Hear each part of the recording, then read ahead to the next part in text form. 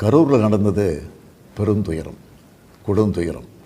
இதுவரை நடக்காத துயரம், இனி நடக்கக்கூடாத துயரம். மருத்துவமனைக்கு நான் நேரில் போய் பார்த்த காட்சிகள் இன்னும் என் கண்ணை விட்டு அகலலை. கனத்த மனநிலையிலையும் துயரத்திலையும் தான் இன்னும் இருக்கேன். செய்தி கிடைச்சதும் மாவட்ட நிர்வாகத்தை முடுக்கிவிட்டு எல்லா உத்தரவுகளையும் பிறப்பித்த பின்னாலும் என்னால் வீட்டில் இருக்க முடியல. உடனே அன்றைக்கி நைட்டே கரூருக்கு போனேன். குழந்தைகள், பெண்கள்னு 41 உயிர்களை நாம் இழந்திருக்கிறோம். இறந்து போனவங்க குடும்பத்துக்கு தலா 10 லட்சம் ரூபாய் அறிவித்து அதை உடனடியாக வழங்கிட்டு இருக்கோம்.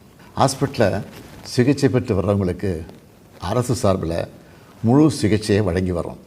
நடந்த சம்பவங்களுக்கான முழுமையான உண்மையான காரணத்தை ஆராய முன்னாள் நீதியரசர் அருணா ஜெகதீசன் அவர்கள் தலைமையில் ஒரு நபர் விசாரணை ஆணையம் அமைக்கப்பட்டிருக்கு. ஆணையத்தோட அறிக்கை அடிப்படையில் அரசோட அடுத்த கட்ட நடவடிக்கையில் இருக்கும்னு உறுதியளிக்கிறேன். இதற்கிடையே சோஷியல் மீடியாவில் சிலர் பரப்புற வதந்திகளையும் பொய் செய்திகளையும் பார்த்துட்டு தான் இருக்கேன். எந்த ஒரு அரசியல் கட்சி தலைவரும் தன்னோட தொண்டர்களும் அப்பாவி பொதுமக்களும் இறக்கிறத எப்பொழுதும் விரும்ப மாட்டாங்க.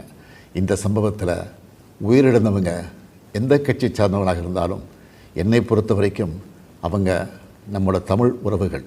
எனவே சோகமும் துயரமும் சூழ்ந்திருக்கக்கூடிய இந்த நிலையில் பொறுப்பற்ற முறையில் விஷமத்தனமான செய்திகளை தவிர்க்கணும்னு கேட்டுக்கிறேன்.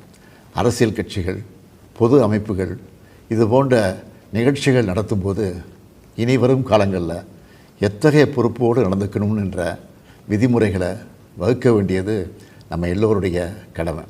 எனவே நீதியரசரின் ஆணைய அறிக்கை கிடைச்ச பிறகு எல்லா அரசியல் கட்சிகள், பொது அமைப்புகளோடு ஆலோசனை நடத்தி இதற்கான விதிகள், நெறிமுறைகள் வகுக்கப்படும்னு உறுதியளிக்கிறேன். அத்தகைய நெறிமுறைகளுக்கு எல்லாரும் ஒத்துழைப்பு தருவாங்கன்னு நம்புகிறேன். மனித உயிர்களே எல்லாத்துக்கும் மேலானது. மானுடப்பற்றே அனைவருக்கும் வேண்டியது.